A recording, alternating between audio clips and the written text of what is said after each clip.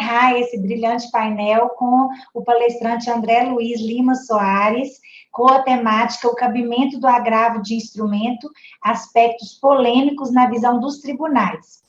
O doutor André Luiz é advogado e professor universitário, mestrando em Direito pela Universidade FUMEC, presidente da Comissão de Direitos Seguritários e Previdência Complementar da OAB de Minas Gerais, membro da Comissão de Processo Civil da OAB de Minas Gerais, associado à AIDA Brasil, seção brasileira da Associação Internacional de Direito de Seguros, líder coach pela Escola Legal Leder, sócio do escritório Pinto e Soares Advogados. Doutor André Luiz, por favor, nos abrilhante aí com seus conhecimentos. Olá, pessoal. Bom dia a todos. Antes de eu começar a falar e apresentar a minha exposição, eu tenho que fazer um comentário, até maldade, né? Depois de todas essas palestras maravilhosas que nós tivemos no dia de hoje, deixar simplesmente eu para poder encerrar isso, e eu fico assim, meu Deus, que responsabilidade enorme que eu tenho. Queria agradecer do fundo do meu coração ao Bernardo. Meu saudoso pai dizia que a gratidão é a memória do coração, e é verdade. Agradecer ao Bernardo pela oportunidade de estarmos aqui, né? De eu estar aqui participando do congresso, auxiliando na coordenação científica. Agradecer ao Guilherme Lage pelo apoio, pelo carinho, pela irmandade, a Fernanda Alvim da mesma forma, né? Sempre auxiliando, ajudando, a generosidade. É muito bom contar com pessoas desse nível. E é uma honra, inclusive, realizar uma palestra até na presença do professor Dierle Nunes, que para mim é um paradigma. Eu tenho ele um carinho enorme, sou fã do trabalho social que ele faz, e além do trabalho social que ele faz como homem de ferro, na força do bem, eu também fico feliz, né, por ser um dos seus discípulos assim, de estudar os seus livros e promover, né, tudo aquilo que ele apresenta no processo civil para os meus alunos, com o maior carinho, com o maior orgulho de falar isso. Quero agradecer aqui pelo Guilherme Leroy, quero também cumprimentar a professora Carolina Zeda, que também, de forma brilhante, apresentou sua palestra, o professor Luiz Fernando Valadão, que sempre encontro nas trincheiras da advocacia no Tribunal de Justiça. É um prazer sempre ouvi-lo, viu, professor? E agradecer também a sua apresentação, Larissa, que, bom, eu fico feliz de ter você aqui no painel. Vou compartilhar fazer o compartilhamento, todos estão vendo? A minha apresentação é sobre o cabimento do agravo de instrumento nos aspectos polêmicos na visão dos tribunais.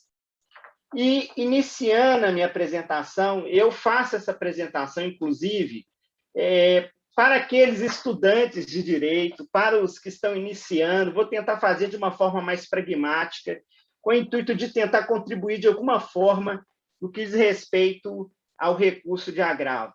E para a gente poder criar um paralelo, que é importante, porque para a gente poder entender o que a gente está vivendo hoje, é importante a gente lembrar o que foi ontem.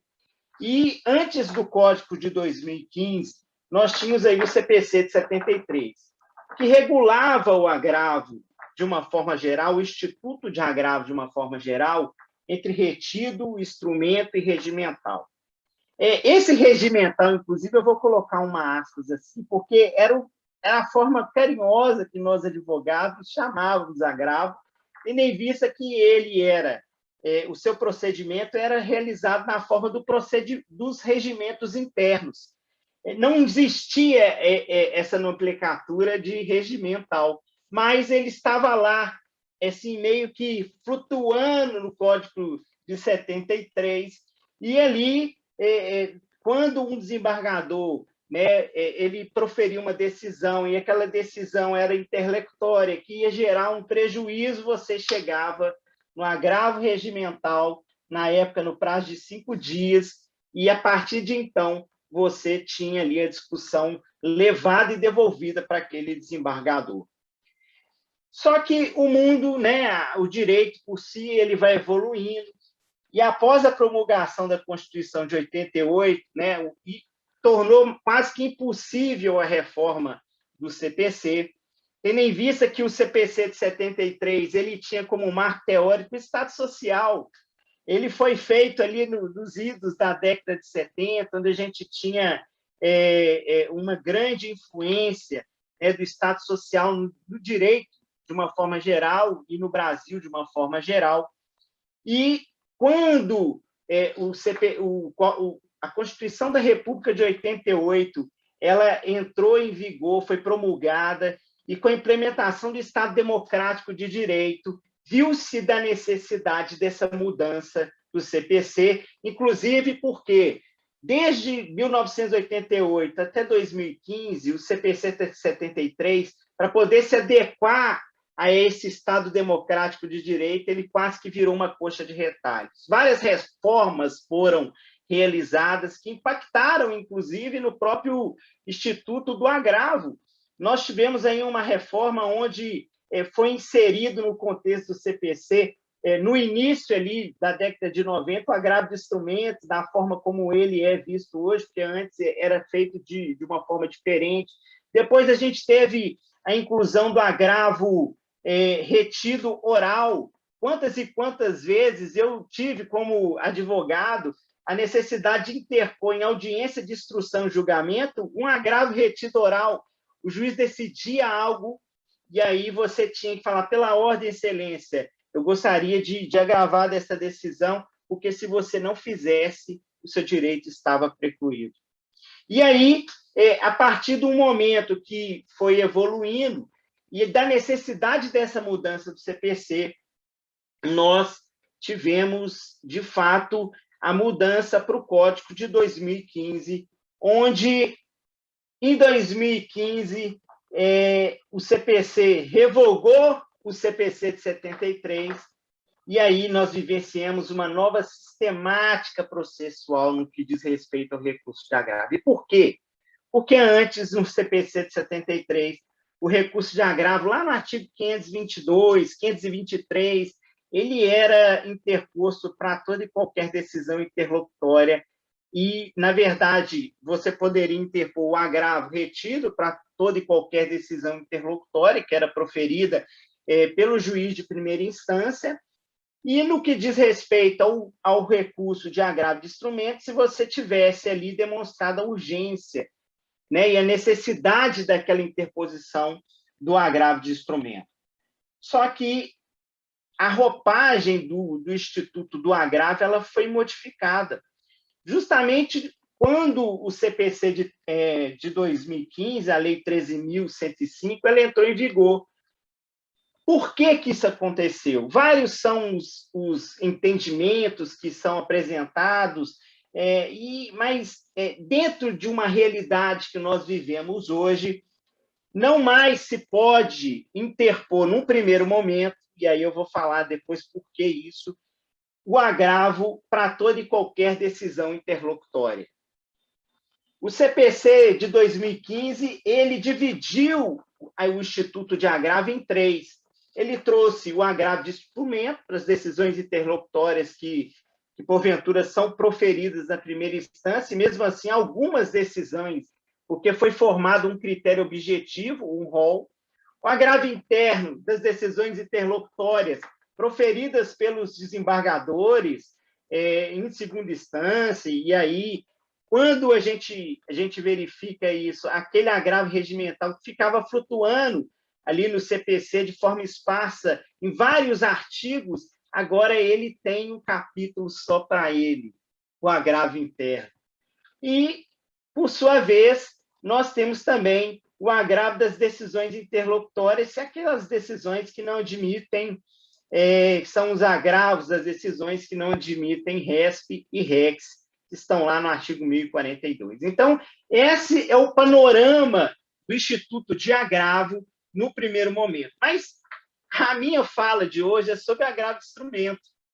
E para que eu possa trazer para vocês o recurso de agravo de instrumento, é importante a gente trazer uma perspectiva do que o agravo de instrumento é hoje. Primeiro, ele vai ser um recurso que será interposto perante o tribunal e diretamente ao tribunal, na hipótese, né, de impugnar alguma decisão que está ali relacionada no artigo 1015 do CPC.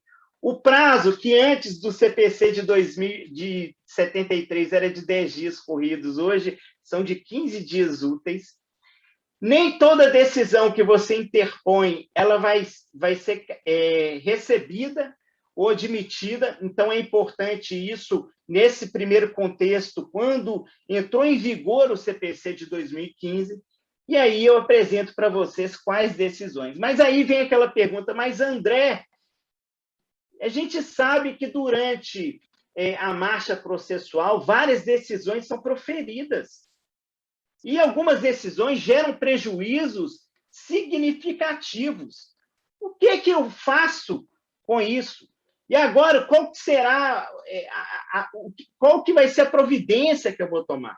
E aí eu comento com vocês o seguinte, olha, primeiro vocês vão acalmar o coração, nós somos advogados, igual a Fernanda já comentou, e o professor Luiz Fernando também comentou, nós vivemos estressados diante das modificações legislativas e muitas vezes das posições tomadas por alguns juízes e desembargadores diante da nossa atuação diária.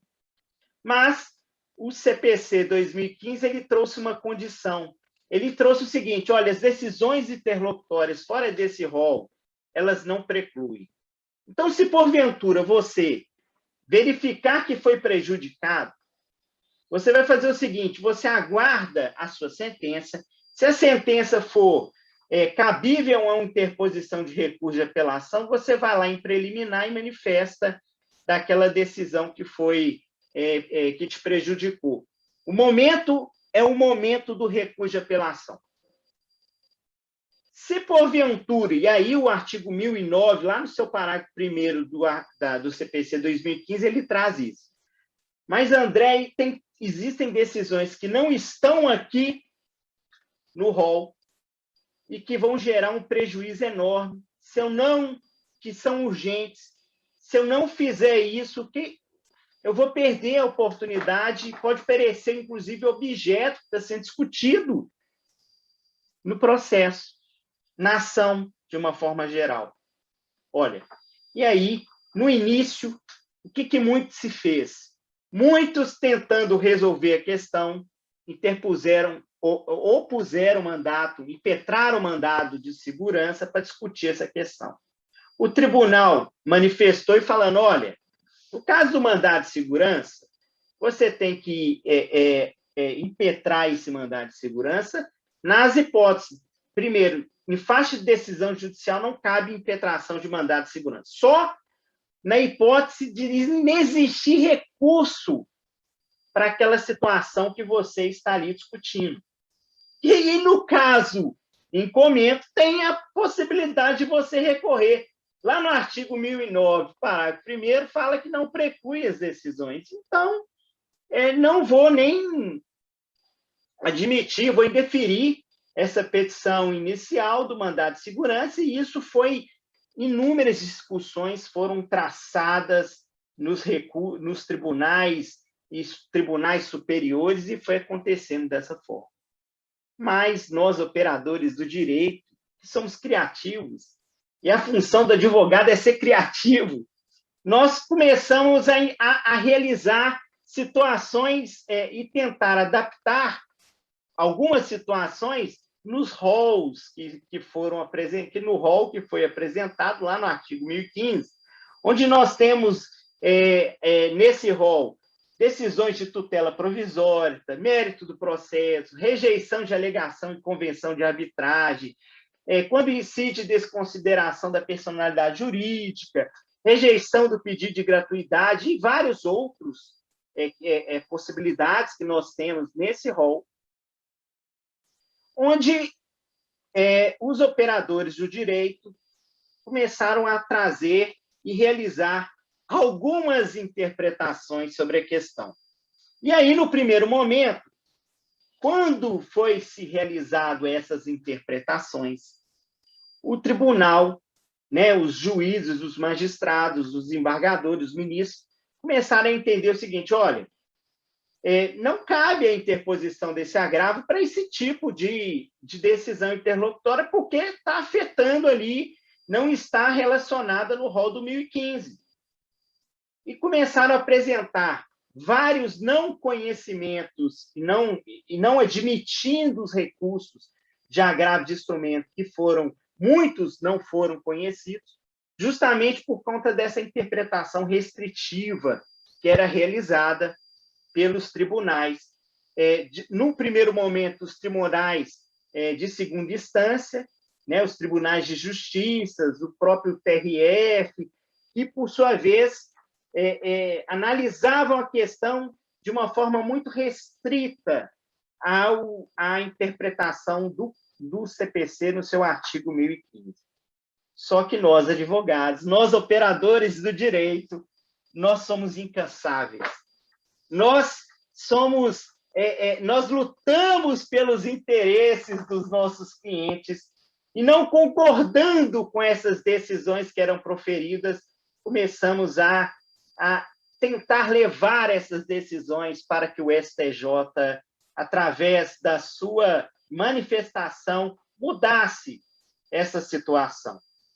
E aí, muito se aconteceu, porque começamos a fazer uma análise de interpretação extensiva ou analógica do rol que está ali relacionado no artigo 1015.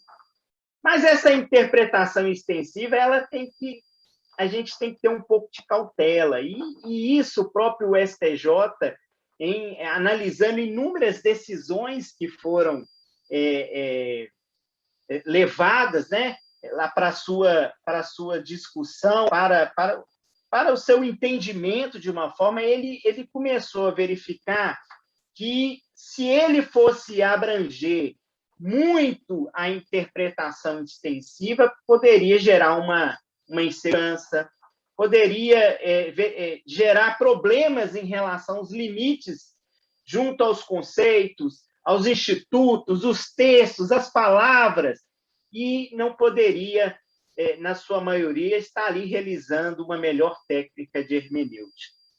Mas, como eu disse antes, nós, advogados, somos incansáveis na nossa profissão e continuamos na luta para que inúmeros recursos e decisões proferidas em primeira instância fossem, sim, recepcionadas, conhecidas e analisadas no que diz respeito aos méritos.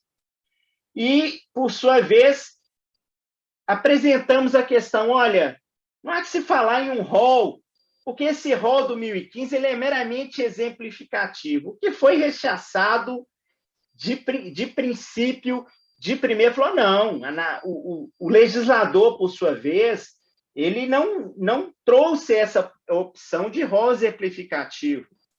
Ele, na verdade, ele trouxe, sim, um rol que, por sua vez, ele pode ser restritivo, mas podendo haver uma interpretação extensiva em relação a ele. Porque se a natureza ali do 1015, segundo o próprio entendimento dos tribunais, quando se trouxe ventilando essa questão de um rol exemplificativo, foi no sentido, e aí, né, os tribunais vêm apresentando para todos nós, foi no sentido de falar o seguinte: olha, se o rol for exemplificativo, a gente vai voltar naquilo que era discutido lá no 522 do CPC de 73. Toda e qualquer decisão interlocutória pode ser interposta um recurso de agravo, na agravo de instrumento. E, na verdade, não era isso que o legislador queria. Tanto é verdade que todos aqueles que participaram do anteprojeto, inclusive o professor Dierle foi um dos professores que teve a oportunidade de discutir. Muito se discutiu esse rol exemplificativo. Muito se falou, tentando colocar inúmeras questões e situações que poderia acrescentar, e mesmo assim, lá no nosso Congresso Nacional, eles retiravam, eles demonstravam que não era bem dessa forma, que de fato era restringir a interposição do agravo de instrumento. Até que chegamos a um denominador lá no STJ, quando, depois de muito se discutir, depois de muito levantar questões necessárias e indispensáveis ao aceite, ao conhecimento do recurso de agravo de instrumento, uma decisão, e dessas decisões foi apresentada a teoria da taxatividade mitigada, onde poderia o STJ, e aí ele pacificou através de análise de recurso repetitivo, que foi efetado 2 recursos repetitivos do Mato Grosso, onde ele trouxe o entendimento que, a partir de um momento que se fosse analisado um requisito objetivo de urgência, na hipótese de uma inutilidade e prejuízo futuro quanto ao julgamento do recurso de apelação, em caráter excepcional, se autoriza a recorribilidade imediata das decisões na forma do artigo 1015. E aí nós temos, através dessa afetação, apresento para vocês os RESPs que são paradigmas a essa afetação, o tema repetitivo 988, onde trago o conteúdo em que o rol do artigo 1015 do CPC é de taxatividade mitigada, por isso admite a interposição de agravo de instrumento quando verificada a urgência decorrente da inutilidade do julgamento da questão no recurso de apelação. Ora, isso foi um alívio para todos nós que somos operadores e advogados, chamados aqueles advogados, né, de trincheira, como o professor Luiz Fernando Valadão gosta muito de trazer, nós que somos atuantes e que sempre estamos aí realizando a nossa atividade com muito denodo. Esse critério de urgência ele possibilitou essa teoria da taxatividade mitigada no artigo 1015, mas ele demanda com que cada julgador, na sua análise, ele faça essa análise de forma devida, verificando se as hipóteses ali que estão sendo discutidas no agravo de instrumento poderão impactar diretamente as atividades jurisdicionais, porque a partir do momento em que você deixa de interpor um recurso e discute a questão lá no recurso de apelação, informando da necessidade de uma prova. Prova essa que era indispensável para a demanda. Prova essa que, sem ela, não seria possível reconhecer ali o direito daquele seu constituinte. Diante dessa situação, você vai alegar o quê? Cesseamento de defesa. Imagine você se esse recurso de apelação ele é conhecido, deferido e acolhido no que diz respeito à tese que você apresenta sobre o cesseamento de defesa. Olha, todo o processo, a sentença será anulada, todo o processo vai ter que retornar à primeira instância, e aí, olha como isso vai impactar para a atividade jurisdicional, para a realização da tutela jurisdicional. E, ao mesmo tempo, é importante que seja analisada questões importantes que possam impactar para o jurisdicionado. A partir do momento em que você atrasa a tutela jurisdicional, você também está atrasando a duração razoável do processo. Você está impactando, né, de forma ao contraditório a ampla defesa se você deixa de analisar uma decisão dessa. E nós sabemos que hoje a figura do contraditório é muito mais do que simplesmente manifestar no processo, mas sim influenciar na sentença.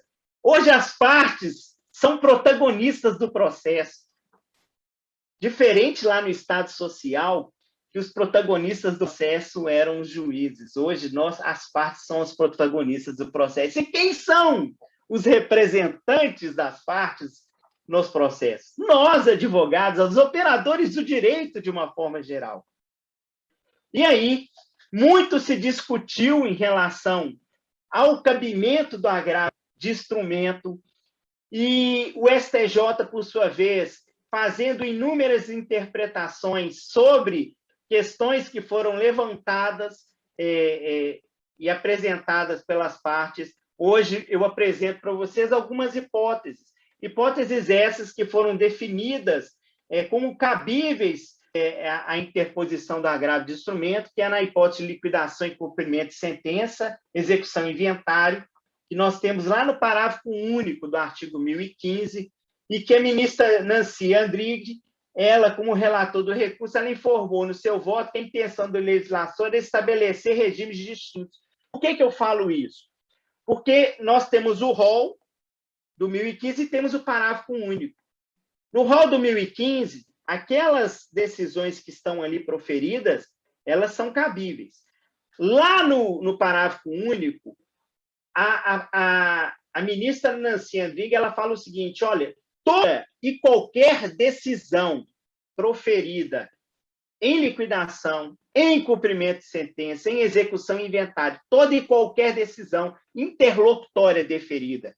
Então, nesse caso, tirando o rol que foi, o tribunal, o STJ entendeu, olha, são regimes distintos. E por isso é necessário que toda e qualquer decisão proferida nesses casos são cabíveis à interposição do agravo de instrumento.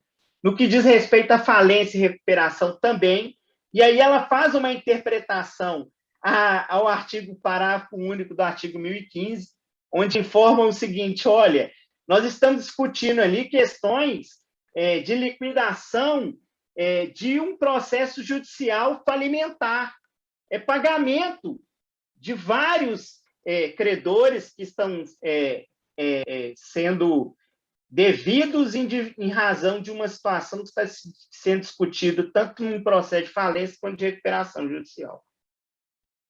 Já no que diz a guarda de criança, também vem trazendo, falando que se adapta ao inciso primeiro, justamente porque o inciso primeiro trata-se de tutela provisória e a guarda de uma criança que foi concedida, ela tem um caráter provisório. Em relação à separação, também vem falando sobre a necessidade, sobre a possibilidade de interposição desse agravo de instrumento, justamente porque se discute, quando se fala de um pedido de separação dentro de um processo de divórcio litigioso, vamos colocar dessa forma, ali você está resolvendo parte do objeto do litigioso. Você está resolvendo questão do mérito. E aí, por isso, se adaptou e se adequou ao inciso 2º do artigo 1015.